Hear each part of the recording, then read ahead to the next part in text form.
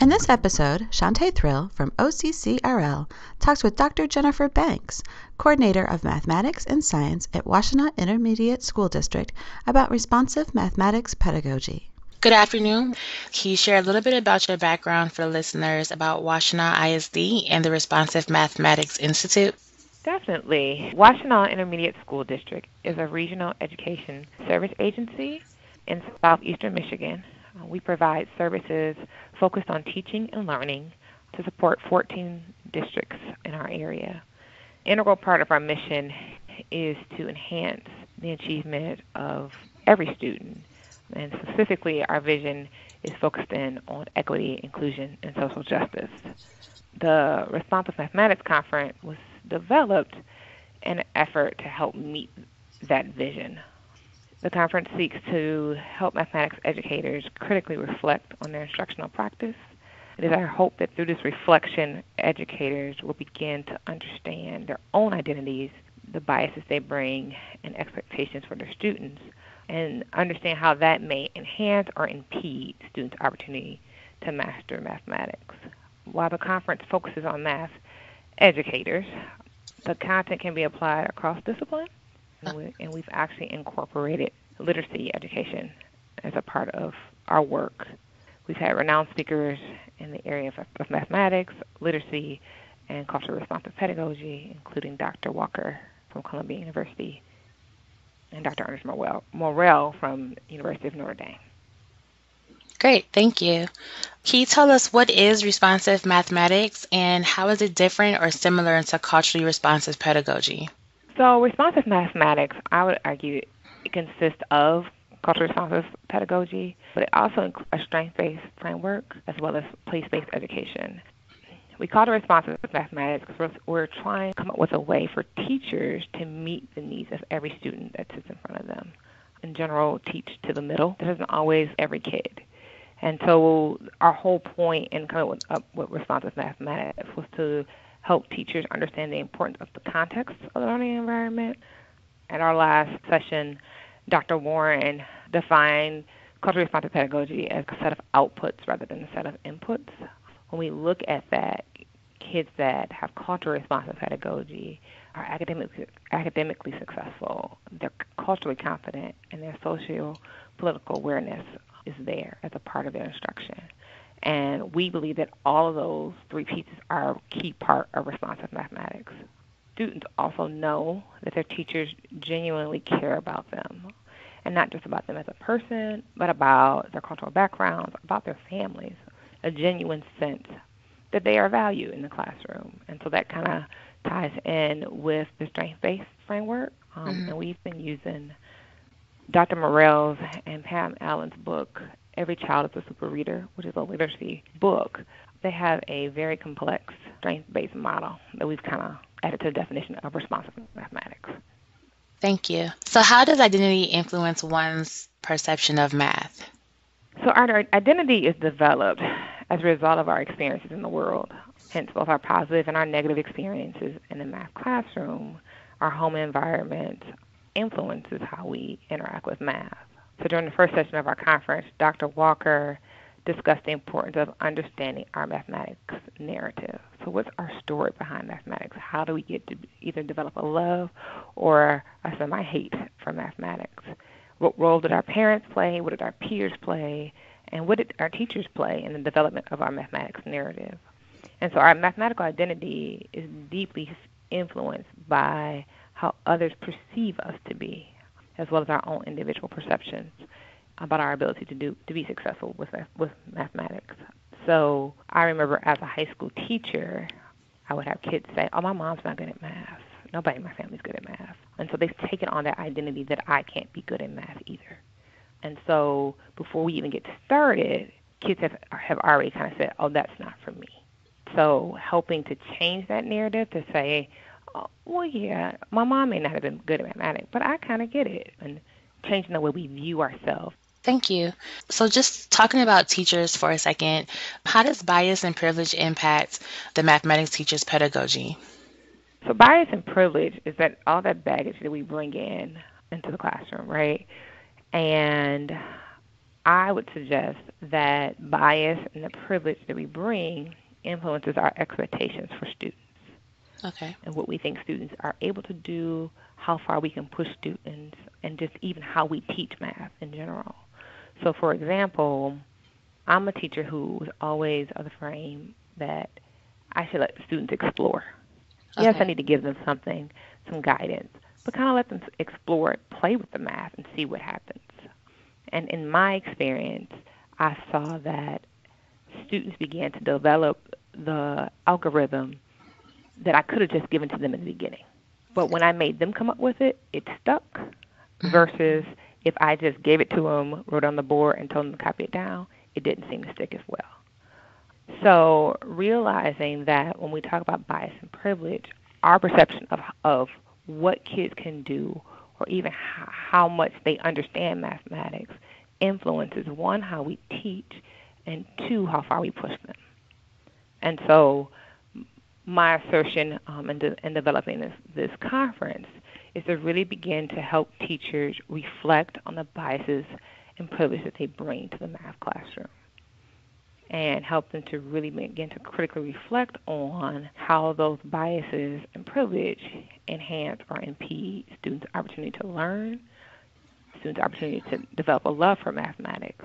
I think a lot of, as mathematics teachers, particularly at the secondary level, we're pretty confident in our math knowledge. And for some, maybe not for all, it's a love. It's fun to do. Mhm. How do we share that same excitement with our students, and so that our students develop that same love for math?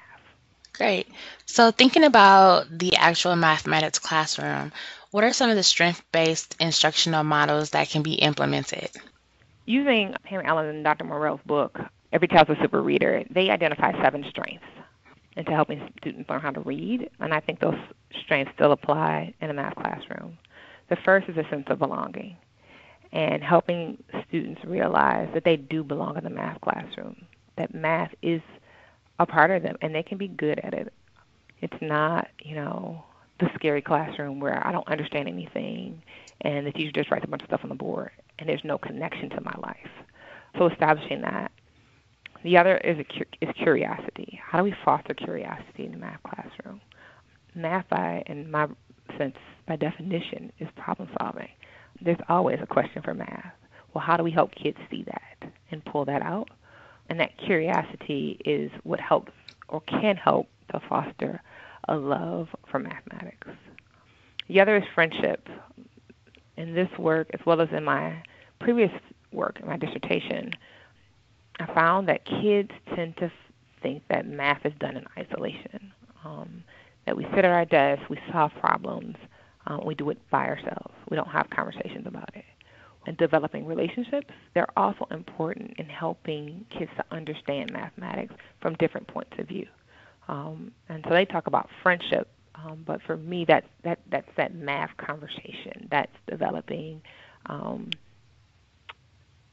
almost like a back and forth where I can argue my point as it relates to a math problem, why I solve it this way, and understand that different perspectives can still get me to the same answer. I looked at it a different way. The other is kindness. Kindness, one is being kind to yourself as a mathematician and realizing you're not going to always get everything right. And it's okay. We can make mistakes, but we can make corrections, and we learn from our mistakes. And of a different spin on making mistakes. But it's also kindness from the teacher perspective and from the student perspective. As teachers, we need to be aware of how we react to students' mistakes and how that makes students feel. So oftentimes, in our response, be it our lack of understanding of the math or be it just the time of day or it's been a long day, our reactions can sometimes turn away kids. And so exhibiting kindness in math. The other one is confidence. And for me as a math teacher at every level, confidence was a huge thing. Oftentimes kids understand the math, but because they don't have the confidence that they can do it or that they are doing it right, they don't trust themselves. And so you have a lot of second guessing. So how do we develop that confidence where even if it's the wrong answer, you're confident that's in your answer? And you can have a discussion about why you think your answer is right. You're still open to changing it, but that confidence exists. And then the last two were courage and hope. And courage is the whole idea of being able to jump out and try, even if I don't completely get it or completely understand it. And Common Core talks a lot, the standards of mathematical practice. First one is perseverance, helping kids learn to persevere through problem solving. And that's courage, being afraid that I might get it wrong, but it's okay. And there's not like a doomsday for getting the wrong answer. And then hope in that I will one day be successful with it. I may not get it right now, but maybe in a few more tries, or if I look at it from a different point of view, or if I talk it over with a friend, I'm going to be able to figure this out. Mm-hmm. As a teacher, I heard too often, I'm never going to get this. I just don't get this. I'm never going to get it. And so they just shut down. So how do we develop that hope in students? So I want to talk a little bit about STEM, specifically for students of color. So how is building a strong math identity connected to building rigorous STEM pathways for students of color? So when we talk about the idea of belonging and realizing that we are good at math, or we do fit in a math classroom, or we can be successful as a person of color in the math classroom, I think that's really key. Kids, if they don't have that sense of belonging, they don't see themselves as a mathematician, I think they're more likely to go into a different field, and STEM not being one of them. My first life was as an engineer, and there was nothing necessarily about engineering that was overly exciting for me, other than the fact that I liked math and science.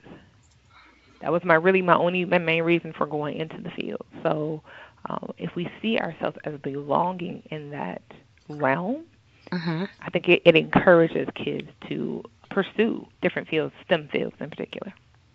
Okay. So is there any advice or a call for action you would issue for mathematics teachers wanting to support students of color that are interested in STEM?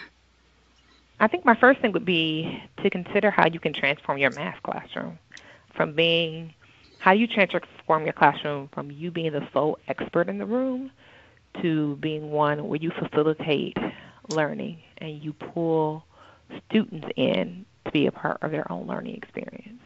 How do you make math meaningful for them in their everyday life? I think the other thing would be, how do I extend my own content knowledge as a math educator to help students extend their knowledge of math? I think as math teachers sometimes we understand the process of mathematics and how you get to an answer, but we may not always have that conceptual understanding of the math, or it's been such a long time since we've seen that conceptual understanding. And you're like, oh, the kids don't need that. Well, how do we help push kids to that farthest limit to help them develop that understanding? I think the other thing is to help provide students with resources to experience math differently. So maybe it's an after-school club.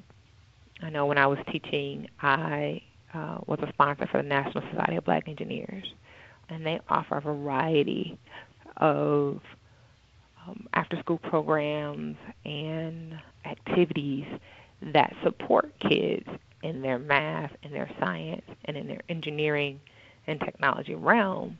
That kind of sparks the interest, and it's not your traditional, just do some math problems. It's racing a car or building, a robot, things that may be of more interest to students rather than the traditional classroom view. I think the other thing, too, is to really begin to critically reflect as a teacher, reflect on your own math narrative. How did you experience math as a child? How did I begin to develop a math love or math hate or whatever it is, right? I think it's important for us as educators to always be conscious that we bring biases, we bring privilege into the classroom. And that awareness of it, when we're consciously aware of those, we can catch ourselves as we're making assumptions. We can catch ourselves as we're making those low expectations and prevent ourselves from doing that to our students. So I think a lot of it has to do with really critically reflecting, and even content knowledge, math content knowledge itself. I mean, maybe I need to take a pre-calc class this summer and just kind of review some things, just to kind of help teachers be a better resource for their students. Mm-hmm. Okay. Well, thank you for taking the time to speak with me this afternoon. I really appreciate your insight based on just your experiences, and I'm just happy that you had the opportunity to speak with us this afternoon. I appreciate you. Thank you so much for considering me. I enjoyed it. For more information about responsive mathematics pedagogy, we recommend that you visit the Washtenaw and Livingston Counties Educational Services and Washtenaw ISD websites. For more podcasts, links to today's recommended resources, or to share your comments and suggestions, visit occrl.illinois.edu/democracy or send them via Twitter at OCCRL. Tune in next month when Angel Velez from OCCRL talks with Dr. Aurora Chang, assistant professor at Loyola University Chicago, about undocumented students' identity and the power of documentation. Background music for this podcast is provided by DubLab. Thank you for listening and for your contributions to educational equity, justice, and excellence for all students.